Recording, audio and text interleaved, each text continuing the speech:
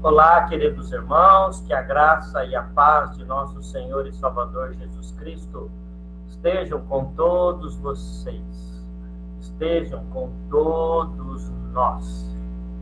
Queridos irmãos, nós estamos aqui para mais uma aula sobre as cartas paulinas, né? Sobre o legado do apóstolo Paulo à Igreja de Jesus Cristo. Já falamos sobre a importância do apóstolo Paulo para o Novo Testamento. Estudamos Atos dos Apóstolos e agora estamos nas cartas paulinas. E estamos nos debruçando na carta de Paulo aos Coríntios. E hoje nós estudaremos o capítulo 8 da primeira carta de Paulo aos Coríntios. Capítulo 8. Então é muito importante, eu espero que vocês tenham lido. Quem não leu, leia. E nós temos todo o nosso material salvo na nossa página aqui no YouTube, que você pode dar aí seguir a nossa página, clicar no sininho, que você vai poder receber todo o nosso material, toda a notificação daquilo que a gente tem preparado nessa pandemia, já que não podemos nos reunir presencialmente, né? Então, temos aí a nossa página no YouTube, que você pode viajar ali pela página e tem cultos, tem mensagens e inúmeros estudos bíblicos preparados para a igreja e para todos aqueles que se interessarem. Vamos orar ao Senhor. Pai de amor, Pai de bondade, nós te louvamos, pois o teu amor tem nos sustentado, o teu amor tem nos guardado e nos protegido, o teu amor tem sido o nosso conforto e o nosso consolo. Por isso, ó Deus, pedimos agora que o teu Espírito Santo nos conduza na ministração deste estudo e seja também com o teu povo, com a tua igreja, com todos aqueles que acompanharão esse estudo, que da mesma forma o Espírito Santo possa agir poderosamente em cada vida que estiver recebendo esse estudo nesta manhã ou quando receber. Abençoe-nos, Senhor, no nome santo de Jesus. Amém. Amém, queridos irmãos. Nós vamos projetar a nossa tela para darmos sequência, então, ao nosso estudo sobre a primeira carta de Paulo aos Coríntios.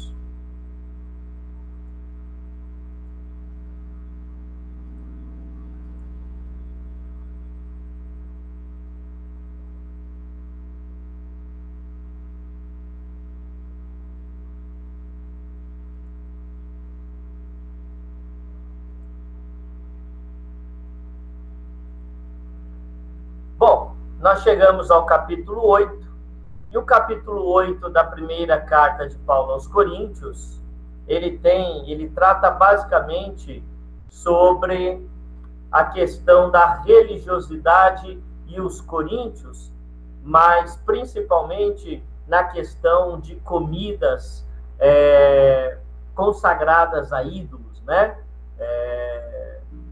Então, Paulo traz essa questão que era um problema para os coríntios, e isso chegou relatado a ele numa carta que algumas pessoas de Coríntios enviaram a Paulo quando ele estava em Éfeso. Então ele responde, aproveitando esta carta, esta primeira carta, que como já estudamos, na verdade é a segunda carta, há uma primeira carta que se perdeu, né? Você ficou curioso, veja as aulas anteriores que a gente explica melhor isso. Mas o Espírito Santo quis que chegassem até nós duas cartas, a que nós chamamos de 1 Coríntios e a que nós chamamos de 2 Coríntios. Então, o que há nessa primeira carta que se perdeu é uma questão de curiosidade apenas, mas não importa para nós, em nada prejudica na nossa fé e no nosso desenvolvimento cristão, porque se não chegou a nós, é porque o próprio Deus, aquele que preparou a sua palavra e nos entregou, assim não o quis. Mas, enfim, vamos ao capítulo 8. O capítulo 8 ele trata, então, sobre a dúvida em relação a comidas oferecidas a ídolos, né, dedicadas a ídolos. E o que o apóstolo Paulo tem a nos dizer sobre isso? Vamos lá. Primeiro, a igreja de Corinto, a cidade de Corinto, ela foi destruída por Roma por volta do ano 340, 345 antes de Cristo. Tá? O Império Romano invadiu ali aquela região da Grécia e destruiu a cidade de Corinto. Até então, eles adoravam o deus grego chamado Poseidon, porque eles tinham e ainda hoje tem, né? A gente viu na introdução à cidade de Corinto, eles tinham uma relação muito forte com o mar, né? Portos, pesca, comércio. E Poseidon, na cultura grega, na mitologia grega, é o deus dos oceanos. Poseidon é irmão de Zeus e também de Hades, né? Que no grego, traduzido por inferno. Então, Roma veio e destruiu a cidade de Corinto. E em 146 a.C., né, Roma destruiu em 300 e alguma coisa. Em 146, Roma reconstruiu a cidade de Corinto, implantando, né, os deuses romanos. Os deuses romanos. Né, a divindade, a idolatria romana. E fez da cidade de Corinto uma cidade muito importante para o Império Romano naquela condição. Então, essa nova Corinto, né, reconstruída por Roma, quando a gente vai nos estudos arqueológicos, ela tinha pelo menos 12 templos. E foi também identificado nos restos da cidade uma sinagoga judaica. 12 templos e uma sinagoga judaica. Já na era cristã, depois de 1800, a cidade de Corinto foi destruída por um terremoto. E aí essa cidade, ela mudou de lugar, né? A organização social dela mudou de lugar numa distância aproximadamente 6 quilômetros da onde era essa Corinto do apóstolo Paulo. E aí o trabalho de arqueologia começou a trabalhar nos destroços ali da antiga cidade de Corinto. E aí encontraram vestígios de pelo menos 12 templos, de uma sinagoga, de lugares citados em Atos dos Apóstolos, onde Paulo foi julgado por Gaio, a gente estudou isso em Atos dos Apóstolos, onde um cooperador de Paulo foi apedrejado, foi linchado, né, na cidade de Corinto. Enfim, muitos vestígios da época de Paulo foram encontradas no trabalho arqueológico. Mas a cidade de Corinto, ela tinha o templo dórico de Apolo, né? Apolo era uma divindade muito adorada entre os coríntios. E aí eu trago aqui para os irmãos uma foto que não está abrindo, por quê? Deixa eu ver aqui. Não sei o que aconteceu, mas vamos ver aqui. Eu vou trazer aos irmãos aqui. Essa foto, queridos irmãos, ela é fotos do que restou do templo de Apolo, tá? Do deus Apolo. Quem era Apolo? Apolo era considerado o deus da razão. E os coríntios, a gente já viu isso nos capítulos anteriores, eram pessoas muito ligadas ao conhecimento, né? Ao conhecimento, à razão. E Apolo, então, essa divindade exercia muita influência nos coríntios, tanto que Paulo tem um problema sério com aqueles que se consideravam sábios. E no capítulo 8, ele volta a trazer esse assunto do conhecimento novamente como um problema para a expansão do evangelho entre os coríntios. Então havia ali um templo, nós vamos falar um pouco mais desses templos que existiam em Corinto. Então aqui é uma foto, né, das ruínas do que sobrou do templo que era construído com bases em colunas do templo de Apolo. Tá? Então, nós vimos aí o templo de Apolo. Era um deus que, segundo a tradição, né, a mitologia, era um deus belo, muito belo, e assim ele era retratado nas esculturas. Era o deus da razão, filho de Zeus e irmão gêmeos de Artemis, ou Diana. Artemis era o nome grego e Diana o nome romano.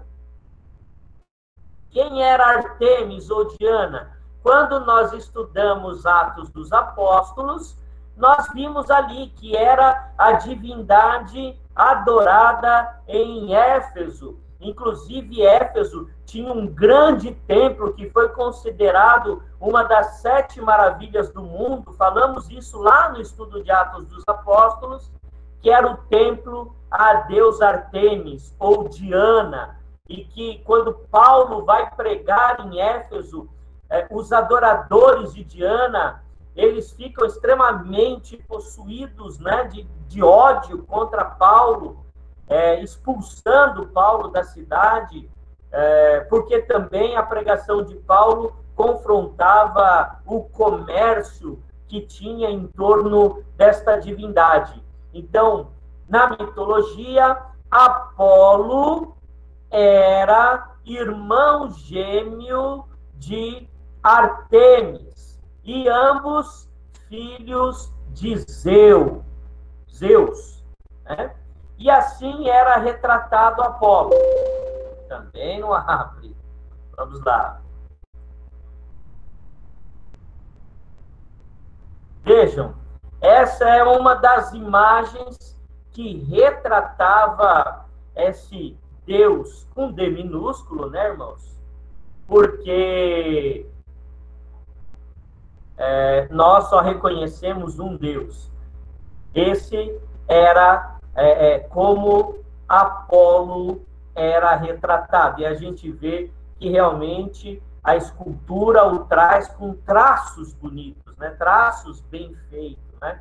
Era um Deus que era considerado muito bonito, né? E era o Deus da razão. Havia ainda ali também um outro templo, e que nós temos a imagem, vamos ver se vai abrir aqui, né? É melhor eu pegar aqui direto. Que era o templo de Diana. Desculpe, irmãos, Diana não, de Afrodite. Era uma outra divindade adorada pelos coríntios. E esse aqui são, pelo menos na pesquisa que eu fiz, né, vestígios do templo de Afrodite. Tá? Afrodite, queridos irmãos, era a deusa da beleza e do amor. A exemplo de Apolo, ela também era retratada de uma maneira muito bonita, né? Então a gente olha a imagem que os escultores traziam de Afrodite, né? De que era uma mulher muito bonita, né? Muito bonita. Era a deusa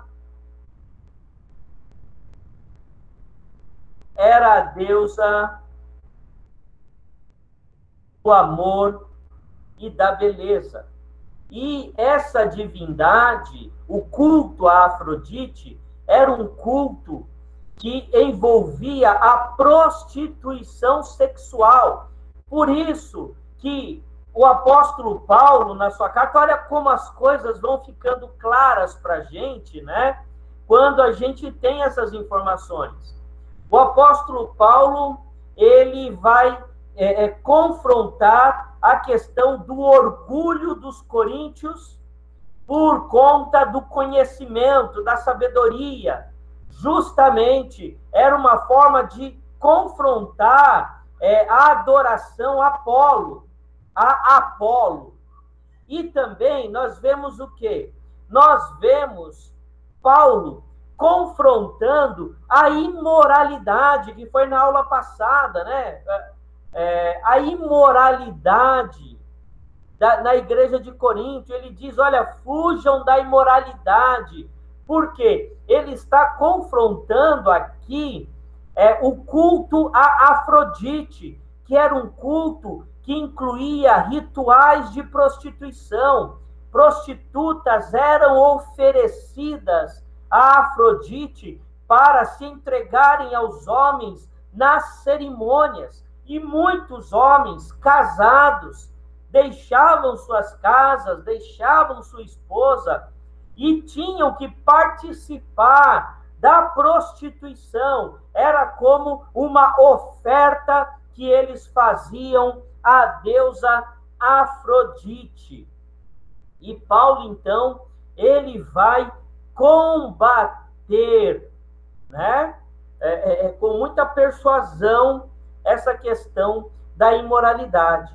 Então, queridos irmãos, por aí a gente vai entendendo como que estas divindades, ainda que não existissem, né, trata-se apenas de mitologia, mas elas eram tidas como reais e influenciavam as pessoas, mas não elas em si, porque não tinham vida, mas os seus sacerdotes, né? Eu sei que tem muita gente acompanhando a novela de Gênesis, né?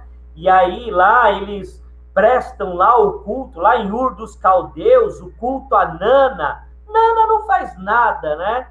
Na verdade, quem manipula e quem diz o que eles devem fazer são os sacerdotes e o sumo sacerdote do templo, né?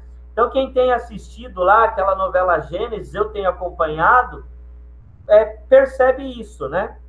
Então, a gente entende melhor. Então, aí a gente vai vendo por que Paulo combate certos assuntos, certos problemas, né? Apolo, deus da razão. Afrodite, a deusa do amor, que os seus cultos eram feitos através de prostituição, né? E que os homens se ofereciam a Afrodite se prostituindo. A prostituição dos homens era o sacrifício a Afrodite. Por isso que Paulo fala, fugir, pois, da imoralidade. Ele pede isso. E aí, queridos irmãos, tínhamos ainda outros ídolos que eram adorados, né? Adorados ali na região. Vênus, né? Nós já falamos de Diana. Ah, não. Estou fazendo confusão aqui. Deixa eu arrumar aqui. Artemis.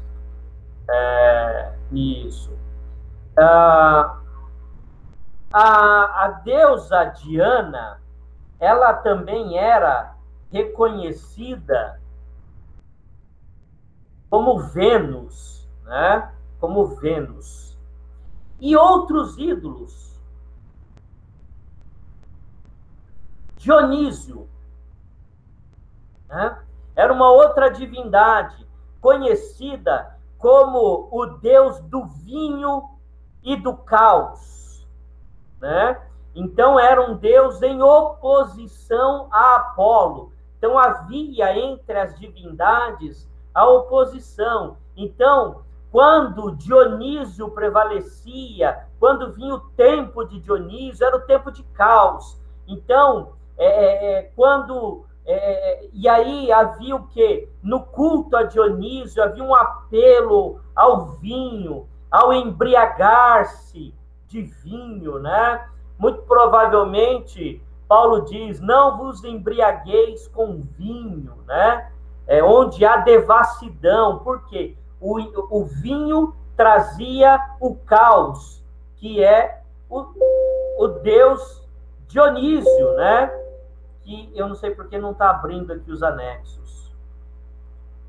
O deus Dionísio, que era assim retratado em algumas esculturas da época, né? Aqui a gente vê uvas, né? Uma parreira, né?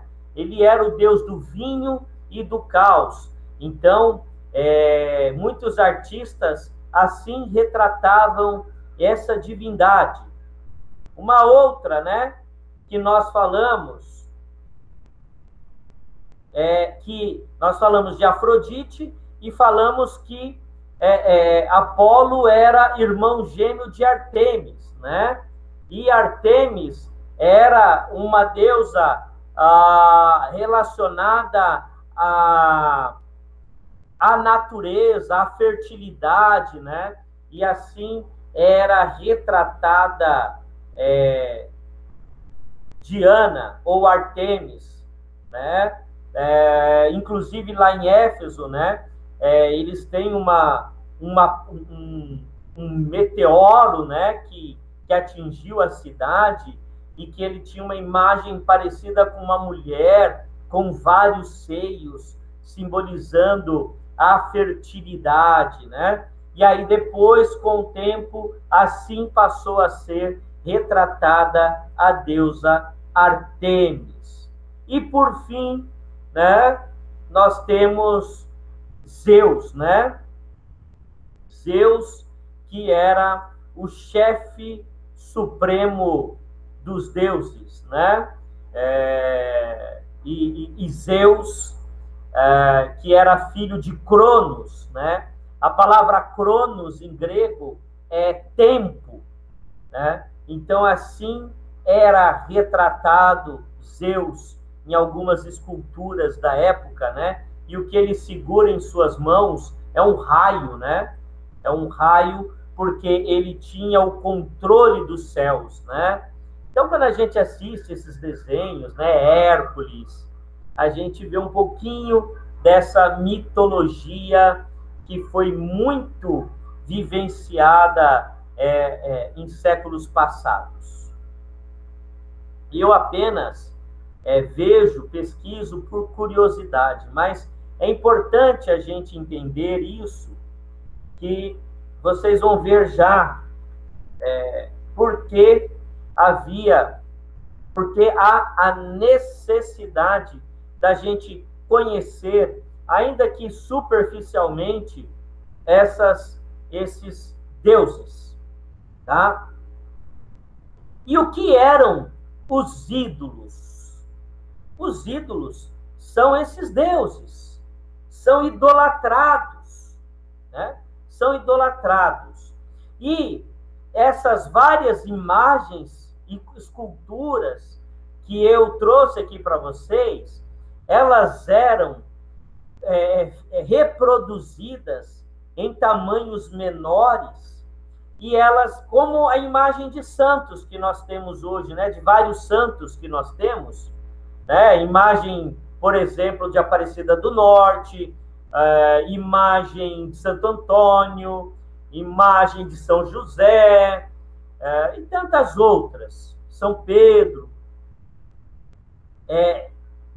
eram ídolos que eram comercializados em torno dos templos que representavam esses deuses. Então, no comércio em Corinto, nós tínhamos imagens de Apolo pequenas que as pessoas compravam e levavam para suas casas, imagem de Afrodite, imagem de Dionísio, imagem de Artemis, Diana, de Zeus, né? Esses eram os ídolos que as pessoas tinham dentro dos seus lares. E aí, queridos irmãos, nós entramos no último tópico desse primeiro slide nosso, que é a relação dos cristãos convertidos com os ídolos. Né? Antes da gente entrar propriamente no tópico da comida, né, que é o que Paulo vai abordar no capítulo 8, mas veja bem, irmãos, todas essas informações que eu trago a vocês, elas servem de fundo para que a gente compreenda algumas passagens da Bíblia que a gente está lendo e entenda. Né? Como vocês... nessa hora eu vou me apoiar bastante, por conta até do que está acontecendo, na novela Gênesis, porque eu sei que tem muita gente assistindo, e a gente assimila muito aquilo que a gente vê na televisão, né? Então, vocês lembram em Gênesis que tinha aqueles ídolos pequenos, aquelas imagens, e as pessoas acreditavam que aquelas imagens podiam trazer-lhes bênçãos ou trazer-lhes maldição. E era a mesma coisa aqui. Então, nós precisamos entender que as pessoas estavam mergulhadas na cultura grega, mergulhadas na dominação romana, e eles tinham todos esses deuses que eu mostrei a vocês. Um monte de deuses. E, de repente, chega lá o apóstolo Paulo e fala, não tem nada disso, gente. É um Deus só, o Criador dos céus e da terra, e Pai de nosso Senhor e Salvador Jesus Cristo. E ele foi argumentando, ele foi pregando, e muitas pessoas foram se convertendo, né? Se convertendo. E aí surgiram o quê? Os neófitos.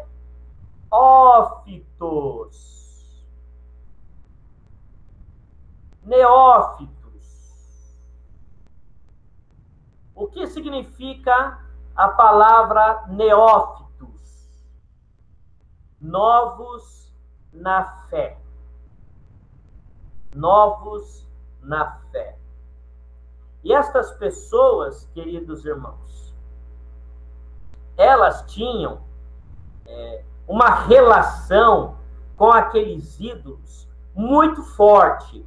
Alguns conseguiram rejeitar a idolatria, rejeitar os ídolos, mas muitos ainda tinham receios de contrariar determinadas divindades, com medo de trazer alguma maldição para sua casa, para sua vida. E não é difícil, irmãos, a gente viu isso muito, né, no nosso protestantismo, né?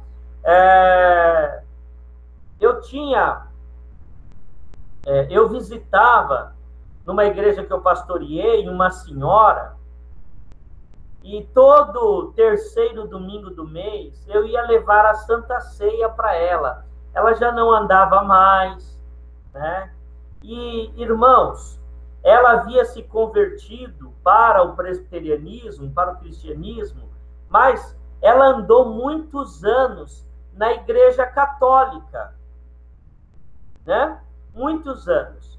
Irmãos, e era engraçado uma coisa, né? Quando eu chegava, nos primeiros dias, logo quando eu cheguei na igreja, nas primeiras visitas, eu fiquei até constrangido, mas depois eu fui entendendo. Tentei ensinar, mas era muito difícil a pessoa assimilar isso. Então, quando eu chegava ali, eu saía da escola, era o culto, tinha o culto do terceiro domingo, a gente fazia Santa Ceia. Então, em função do culto, com a Santa Ceia, eu ia de terno, gravata, né? E aí eu chegava na casa dela de terno, gravata, se não de gola clerical, que eu gosto de usar também. E aí o que, que ela fazia? Quando eu chegava e estendia a mão para cumprimentá-la, ela apertava a minha mão e beijava a minha mão. E eu, logo no começo, eu fiquei meio um pouco constrangido. Mas depois eu entendi, irmãos. Essa senhora, ela passou anos e anos aprendendo essa prática de beijar a mão do padre.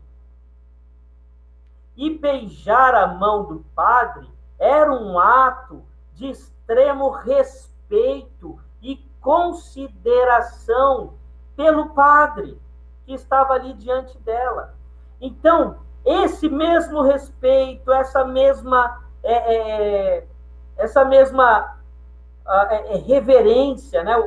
Os católicos, eles usam muito essa palavra reverência, que o protestantismo tradicional, mais antigo, também usa. Se você acha que a reverência é coisa de católico, né? Como dizem, quando eu fui ordenado pastor, eu recebi o título de reverendo. E se você pegar a palavra reverendo, é aquele que é digno de reverência, né? Então ela tinha reverência pelo padre e passou a ter reverência pelo pastor. Eu tentei impedir que ela beijasse minha mão, mas aquilo era importante para ela, porque ela estava demonstrando essa reverência, esse carinho, esse respeito pela sua autoridade espiritual, que estava ali ministrando a Santa Ceia para ela, o que mostrava o zelo que ela tinha pela Santa Ceia. Então, irmãos, muitos cristãos que haviam se convertido tinham ainda alguns vínculos com a religiosidade antiga. E como Paulo vai tratar essa questão? Como Paulo vai tratar esse ponto? Por exemplo, existiam aqueles cristãos, né? Os coríntios, o templo e as comidas dedicadas aos ídolos. Então vamos falar um pouquinho. Havia o templo e aí havia o sacrifício de animais no templo. Então alguns animais, eles eram sacrificados no templo, tá? O templo, irmãos, os templos em Corinto, né? Eles tinham salas para jantares, alguns jantares por algum motivo na cidade. Eles tinham também um lugar onde era comercializada as partes das carnes que não eram usadas no sacrifício. Então, os templos tinham uma espécie de açougue. Então, os animais eram entregues vivos no templo, eles eram sacrificados, tinha o sangue aspergido, eles eram sacrificados, parte daquela carne ficaria para alimento dos sacerdotes, parte era vendida no açougue do templo. Era assim. E aí, essa comida, essa carne, esses pedaços de carne, eles iam para o mercado comum. E as pessoas compravam e levavam para a sua casa e comiam.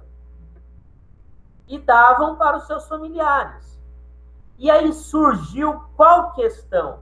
O cristão pode comer dessa carne que é vendida e comercializada, sendo que foi uma carne, sendo que essa carne, ela tem origem no animalzinho que foi dedicado no templo para Apolo, ou no templo para Afrodite, ou no templo para Artemis, ou no templo de Zeus, ou no templo de Poseidon, enfim, essa carne o cristão pode consumir, tá? Então, irmãos, todo esse fundo que eu trouxe é para que a gente entre nessa discussão agora, né?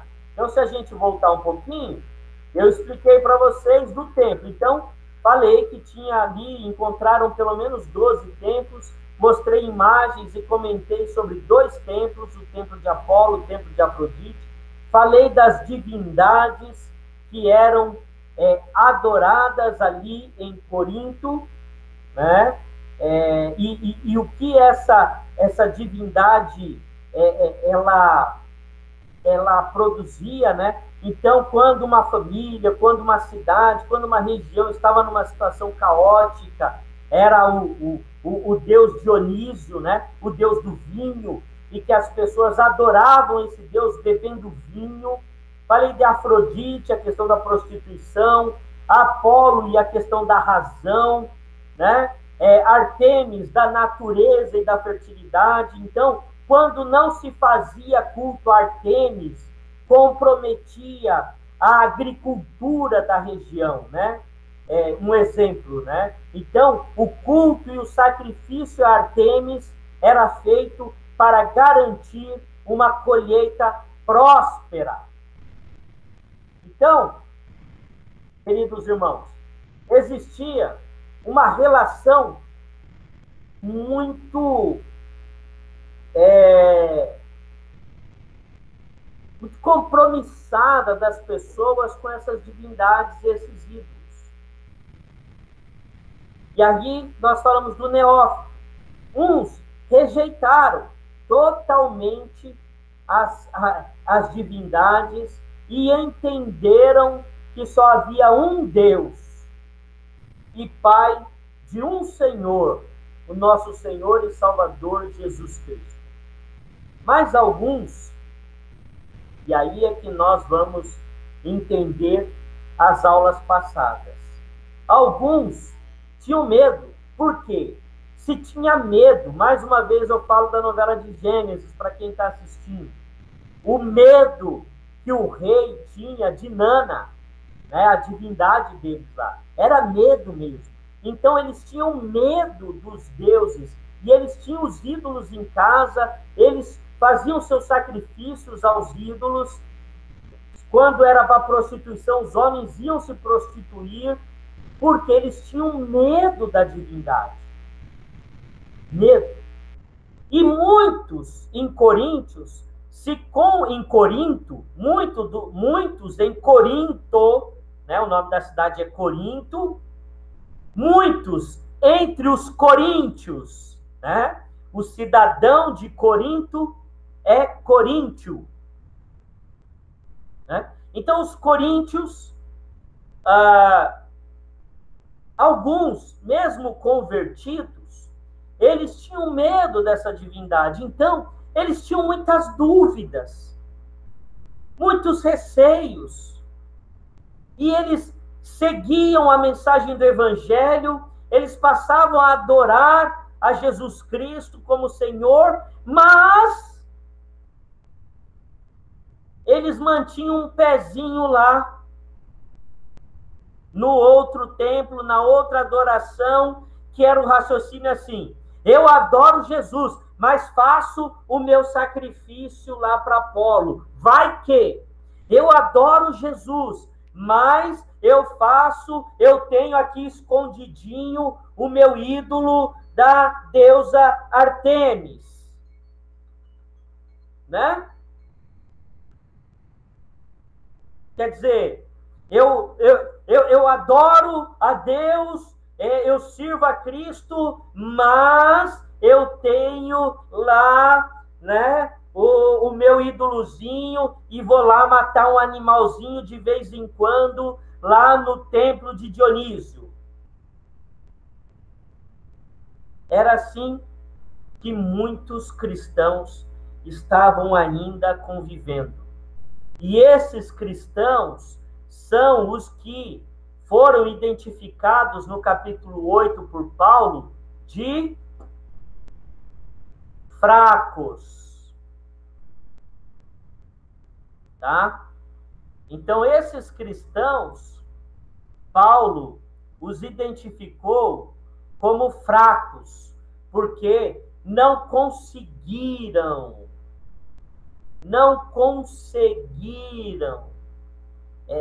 ainda renunciar totalmente.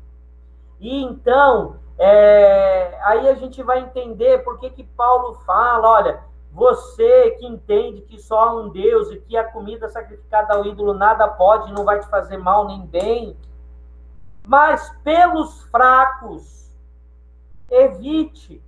Pelo escândalo, evite.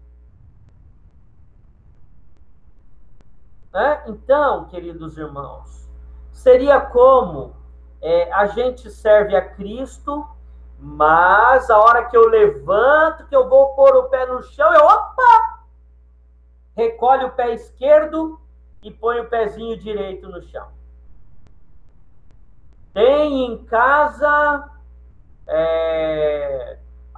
eu adoro a Cristo, mas eu tenho sal grosso, eu tenho o Shechonoye aqui, a mensagem do dia, eu tenho aqui, comigo ninguém pode aqui, para afastar mal olhado da minha vida, então eu tenho aqui, tipo assim, eu adoro a Cristo, mas vai que, queridos irmãos, se você adora a Cristo, se Cristo é o seu Senhor e Salvador, isso já é suficiente na sua vida. Não importa se você levantou com o pé direito, com o pé esquerdo. Não importa. Você não precisa ter comigo, ninguém pode. Se você quer ter porque você acha a planta bonita, amém.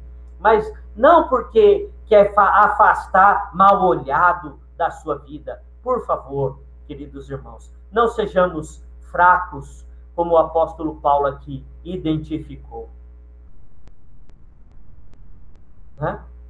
Eu creio em Cristo e isso me é suficiente.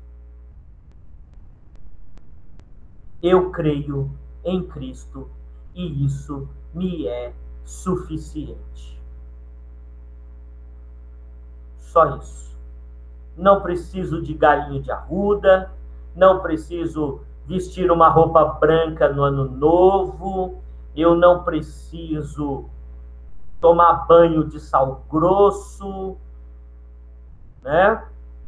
E se alguém um dia disser, fizeram uma amarração para você lá, e sua vida lá, tá travada, você vai falar assim, eu tô coberto pelo sangue de Jesus e o mal nunca vai ter poder sobre a minha vida, aleluia!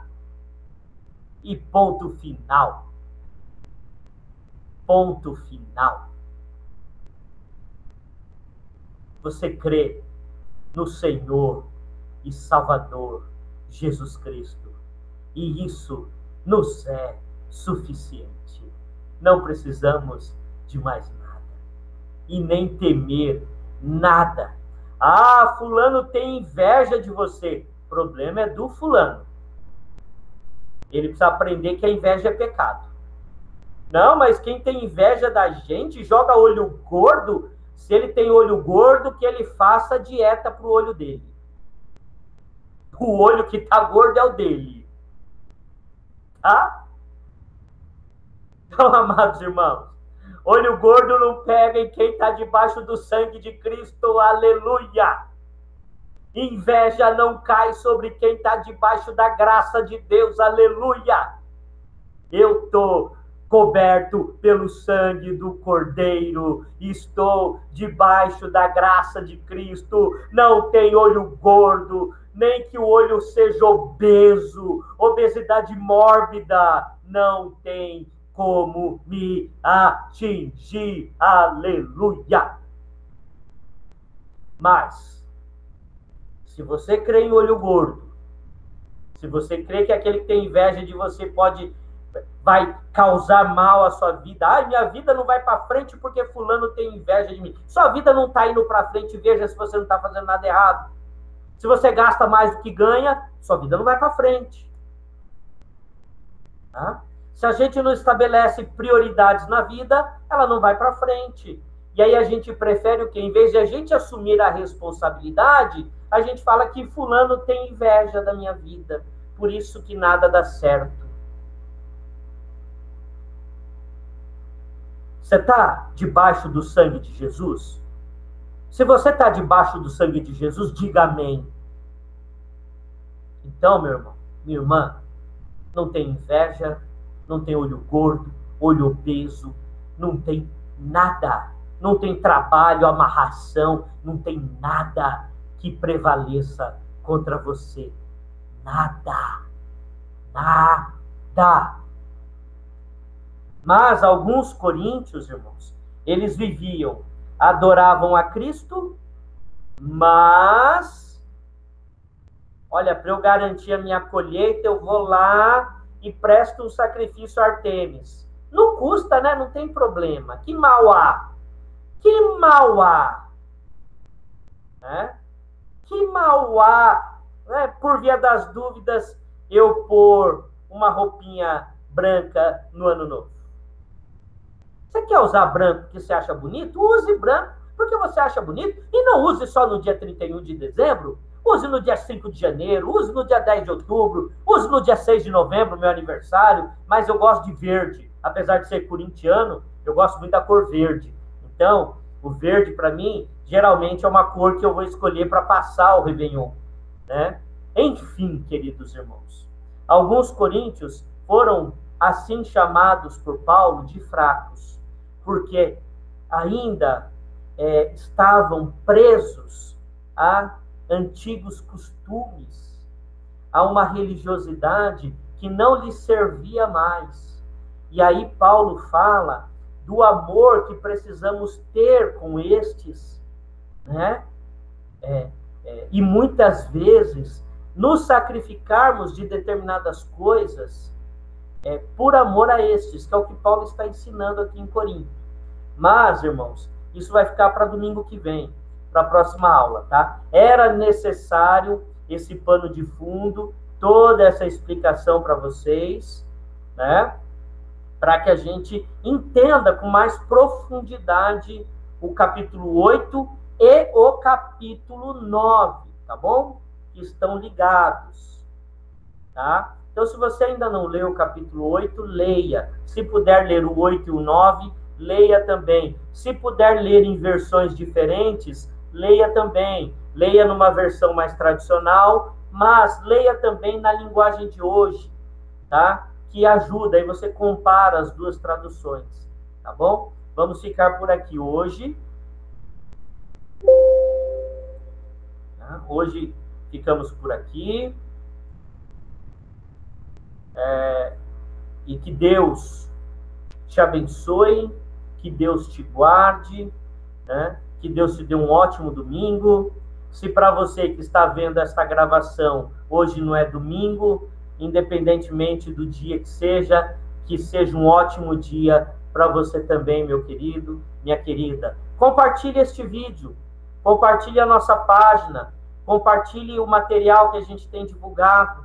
Tem cultos, tem mensagens, reflexões, estudos que podem ajudar as pessoas nesse momento tão duro de pandemia, de isolamento e de tantas mortes pelas quais estamos passando. Eu vou convidar agora você a fazer comigo 1 minuto de silêncio Ore aí onde você está, pelas tantas vítimas fatais de Covid-19 em nosso país. Eu vou encerrar assim. Eu vou ficar com você por um instante em silêncio e interromperei o vídeo para que a gente encerre em silêncio, orando pelas vidas que foram ceifadas pela Covid-19.